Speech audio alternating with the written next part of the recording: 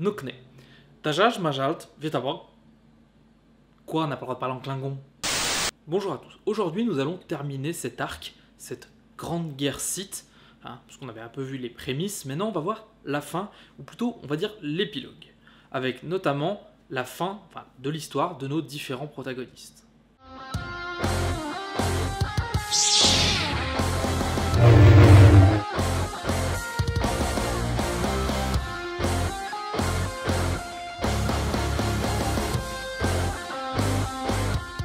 On va commencer avec Nomi Sunrider. Pendant les 10 ans qui suivirent la Grande Guerre Sith, elle gagna en importance au sein de l'Ordre. Ses talents furent remarqués et ses accomplissements durant la guerre des bêtes d'Onderon et notamment la Grande Guerre Sith contre Exar Kun firent d'elle un maître Jedi, puis petit à petit elle devint le grand maître de l'Ordre Jedi.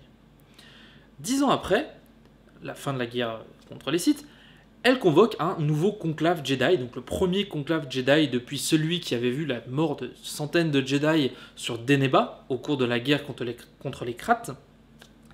Et au cours de ce conseil, elle va essayer de s'assurer que les Jedi sont, entre guillemets, toujours protecteurs de la République, qu'ils aident bien à sa reconstruction, et également que d'être peut-être un peu plus souple au niveau des enseignements, peut-être un peu plus permissif, afin d'éviter de trop brider les apprentis, afin d'éviter que ils deviennent des nouveaux Exar Kun ou Ulic Qel-Droma.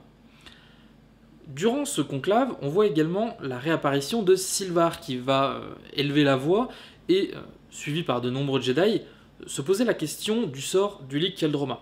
En effet, depuis la fin de la guerre, Ulic Qel-Droma peut errer seul dans la galaxie sans aucun contrôle alors qu'il est considéré comme l'un des plus grands criminels et l'un des plus grands traîtres à la République. Du coup, se pose la question de est-ce qu'il faut l'emprisonner, l'exécuter ou le laisser vagabonder sachant qu'il est coupé de la force et qu'il ne représente plus vraiment une menace. Au cours du conclave, ils vont se rendre compte, notamment Nomi va se rendre compte que sa fille Vima a disparu.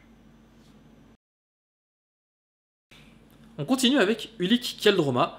On avait vu dans l'épisode précédent que 2 ans après la fin de la guerre, il s'était rendu sur Yavin 4 pour essayer de retrouver sa connexion avec la Force, mais que malheureusement il était resté sourd d'ailleurs aux appels d'Exar Kun puisqu'il était complètement insensible à la Force. 8 ans plus tard, donc 10 ans après la fin de la guerre, il en a marre, visiblement il ne retrouvera jamais sa connexion avec la Force et il décide de s'exiler, de vivre en ermite sur une planète. Il fait appel à un transporteur, Ogon, pour l'aider à trouver une planète. Alors, ne sachant pas qui est son passager, il va l'emmener sur Yavin 4, lui disant que c'est là qu'a eu lieu la grande guerre contre le traître Ulic Qel-Droma. Ulic qui connaît très bien l'histoire, puisque du coup il en était un des acteurs principaux. Mais il va ressentir, il va avoir des visions, des scènes de combat, puis un certain malaise sur cette planète, c'est-à-dire que non, visiblement c'est clairement pas l'endroit qu'il faut pour finir ses jours, et il va demander à Ogon de l'emmener ailleurs. Ils vont arriver sur Renvar, une planète quasiment déserte, à moitié gelée, et ils vont y découvrir une forteresse déserte que Qel-Droma choisira comme nouvelle demeure. Les premiers temps sur Renvar, il s'entraîne au sable laser, continue la méditation, toujours essayant de reconnecter un petit peu avec la Force, sans grand succès, mais voilà, il vit une petite vie tranquille, sans que personne vienne le déranger. Un jour, alors qu'il est en train de se promener autour de sa forteresse, il tombe dans une crevasse, et là, vraiment, il dit, le sort s'acharne, c'est pas possible, je veux dire, il a plus ses pouvoirs de Jedi, il ne peut plus sauter, en fait, pour ressortir de la crevasse. Il se dit qu'il faudrait enfin que la mort vienne le délivrer de ses souffrances et de ses tourments. C'est alors que l'esprit de son ancien maître, Arca-Jet, apparaît pour le réconforter, lui dire qu'il avait encore des choses à prouver, des choses à offrir à la galaxie, et que ça serait dommage qu'il parte comme ça. Ça le remotive un petit peu, il se met à creuser, pour sortir donc par le bas, puisqu'il ne pouvait pas sortir par le haut. Ce qui est une très bonne métaphore de sa condition actuelle d'ailleurs. De retour à la forteresse, il va voir dans le blizzard une silhouette rousse, et il va dire « Oh, on dirait Nomi Sunrider, je dois être taré, parce qu'il n'y a personne visiblement, donc il pense qu'il est en train de devenir fou. » Et en réalité non, puisqu'il s'agit de Vima Sunrider qui l'appelle et qui est venu à sa rencontre pour qu'il soit son maître Jedi. Alors au début ça étonne un peu Ulic, il dit non, clairement il refuse, il dit non, t'as aucune idée du prix qu'il a payé pour être un Jedi, donc du coup non, je veux pas, et en plus j'ai plus de connexion avec la Force, dégage. Et il la renvoie, telle qu'elle, dans la neige. Elle va d'ailleurs essuyer une tempête, et lui, voyant ça, elle se dit merde, je vais pas laisser une gamine toute seule dans la tempête, il va la sauver, et ils vont notamment discuter des sacrifices qu'a dû faire Ulik, donc notamment entre sa connexion avec la Force, la perte de l'amour de sa vie, en la personne de la mère de la jeune fille, Nomi Sunrider, le meurtre de son frère, la culpabilité pour les milliers de morts qui ont engendré la guerre. Et il va se confier un petit peu à la jeune fille, et petit à petit va se tisser une relation maître-élève, ou presque, on va dire, père-fille. De retour à la forteresse, il accepte donc de la former, et c'est ce qu'il va faire en fait, enseignant ce qu'il peut, malgré ses moyens, son absence de force, et notamment sa maîtrise du sabre laser, et quelques techniques Jedi. L'entraînement va quand même assez loin, puisque elle va aller jusqu'à forger son propre sabre laser, et après ça, Ulik qui est un peu désemparé, il se dit, passer ça, j'ai appris tout ce que je pouvais apprendre à une novice en fait. Je peux pas vraiment aller plus loin, je peux pas en faire une vraie padawan, il faudrait qu'elle ait une autre méthode d'apprentissage, et il lui dit, oui, je suis un peintre aveugle, je peux plus t'enseigner comment peindre. Alors, elle va le tacler un petit peu en lui disant, ok, tu peux plus m'apprendre comment peindre, t'as qu'à m'apprendre à sculpter. Alors, il va un peu l'avoir mauvaise au début, mais finalement, il va l'apprendre au mot, puisque ils vont aller dans la montagne tous les deux, et ils vont chacun sculpter une statue. Alors, elle va sculpter la statue de Endur Sunrider, son père, décédé, alors qu'elle était que bébé, et lui va sculpter une statue de Arcajet. Ça leur prend un certain temps, et quand ils ont fini, ils sont assez satisfaits d'eux, puisque du coup, Ulik lui éprouve un sentiment de fierté, il a enfin fait honneur à son maître, tandis que elle a rendu hommage à son père. Sur le chemin qui les ramène à la forteresse, Vima va ressentir une présence familière, celle de sa mère. Alors, bien évidemment, elle se doute de ce qui va se passer, elle a quand même déserté la station Exis, là où avait lieu le conclave, à la recherche d'Ulik. Mais d'un autre côté, Nomi, elle a réfléchi, et elle s'est dit que clairement, entre son rôle de Jedi et de grand maître de l'ordre, et toutes ses responsabilités, notamment vis-à-vis de la République et des Jedi, elle a complètement délaissé sa fille. Et elle reconnaît aussi quelque chose, c'est qu'elle n'a pas vraiment choisi d'être une Jedi. C'est-à-dire qu'elle a simplement pris la relève de son mari, Endur Sunrider. Alors, petit aparté, on a un peu l'impression que les gens peuvent décider de devenir des Jedi. C'est-à-dire qu'en gros, Endur était un Jedi, et quand il est décédé, Nomi est devenu Jedi à sa place. On peut que supposer à ce moment-là que c'est le lien dans la Force, c'est la présence dans la Force de Nomi qui a attiré Endur, et réciproquement. C'est-à-dire qu'elle était déjà, une initiée, capable de ressentir la Force, et elle n'a fait que suivre son mari. Et c'est après qu'elle a choisi d'embrasser la voie des Jedi.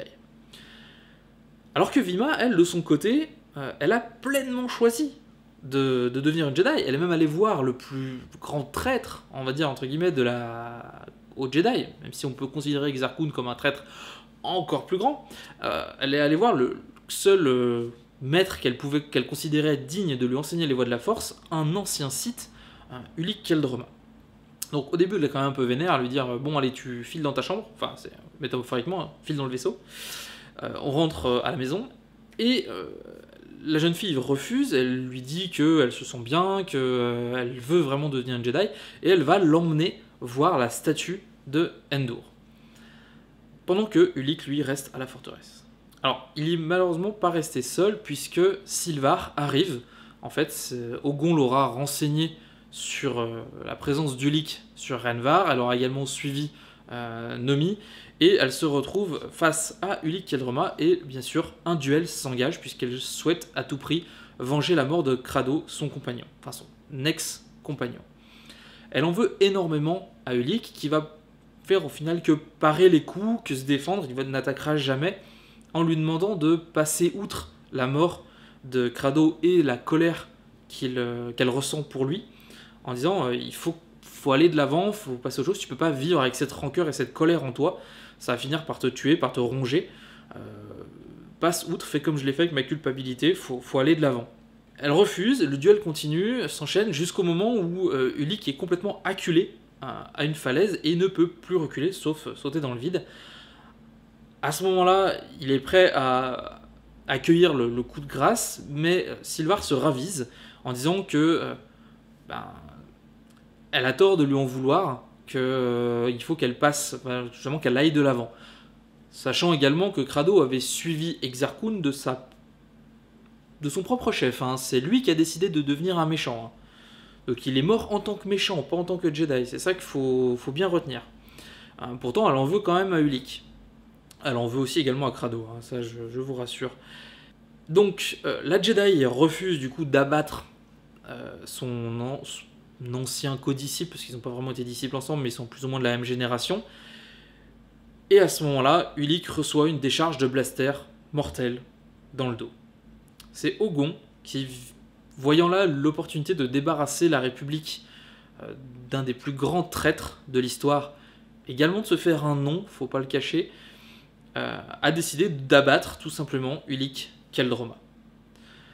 Ulic rendra son dernier soupir dans les bras de Nomi Sunrider, lui demandant de lui pardonner, et il offrira d'ailleurs un collier à Vima en échange, en récompense plutôt, de ce qu'elle lui a apporté, de la paix qu'elle lui a apportée.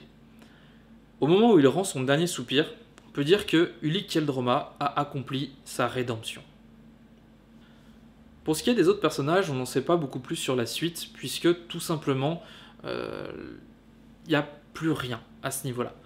La seule chose qu'on sait, c'est que Vima a eu au moins un enfant, puisque sa lignée a perduré jusqu'à Luke Skywalker, où d'ailleurs Luke Skywalker va rencontrer Vima Da Boda, une vieille femme en fait qui est la descendante directe de Vima et de Nomi, du coup Sunrider.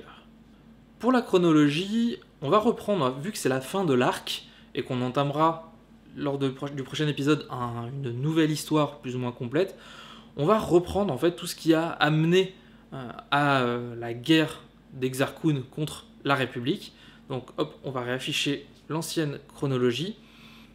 On peut noter qu'en moins 3996, nous avions la Grande Guerre des Sith, donc la fin de la Grande Guerre des Sith.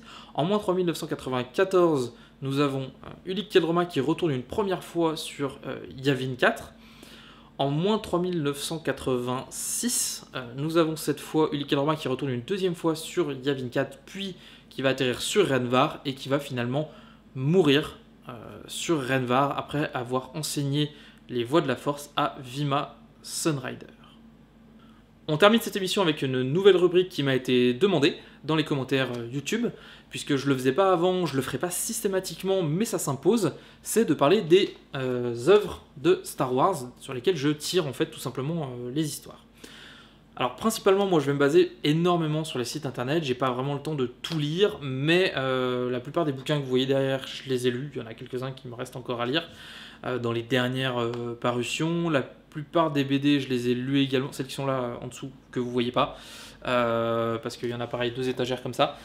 Vous pouvez les retrouver d'ailleurs, donc c'est Fleuve Noir pour les romans, édition Delcourt pour les BD. Vous pouvez retrouver chez Panini aussi, il y a certaines vieilles BD. Et sinon, Fleuve Noir a arrêté l'édition des Star Wars et est passé chez Pocket. Mais j'ai commencé Fleuve Noir, je m'arrêterai à Fleuve Noir. De toute façon, l'univers Legend est arrêté. Donc on va parler des bouquins et on va commencer par la BD La Légende des Jedi. Alors ceci c'est le tome 1 sur 5. Le tome 1 vous présente, tome 1 et 2 présentent Nagasado avec l'histoire de la grande guerre de l'hyperespace. Le tome 3 vous présente Freedon Nad avec notamment toute la partie Nagasado, guerre des bêtes, Onderon, tout ça, alors que les tomes 4 et 5 vont se concentrer plus sur Exarchun, avec en fait l'histoire dont on va rejoindre l'arc d'Ulic Qel-Droma, commencé dans le 3e bouquin, avec l'histoire de Freedon Nad. Donc vous voyez, la plupart des illustrations que vous avez vues au cours de ces émissions sont tirées de ces ouvrages. Je sais pas trop, voilà, donc on a une belle image là en bas de Nagasado. Globalement, après il y a pas mal d'autres choses qu'on peut retrouver un peu à droite, à gauche, des éléments qui ont été rajoutés, parce qu'il faut prendre en compte que l'univers étendu se répond.